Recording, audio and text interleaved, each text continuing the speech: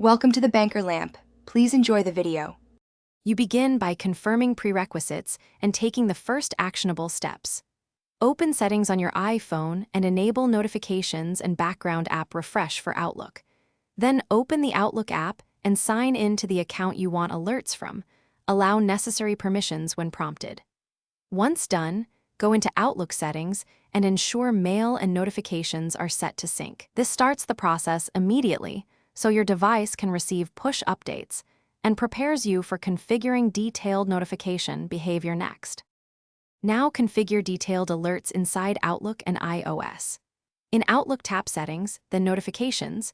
Pick All or Focused Inbox depending on what matters. Customize sound, badge icon, and message previews so you recognize important emails at a glance. Next, open iOS settings, right arrow notifications, right arrow Outlook, and enable Allow Notifications, lock screen, banners, and time-sensitive notifications if available. Make sure Focus or Do Not Disturb won't silence Outlook by allowing it in Focus settings. Finish by testing and troubleshooting.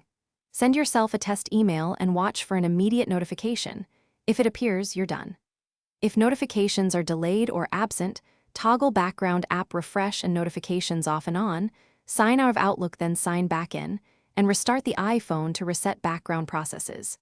If issues persist, reinstall the Outlook app or contact your IT admin about Exchange or Active Sync policies that may block push. This one key troubleshooting tip: restart and relogin fixes most problems quickly.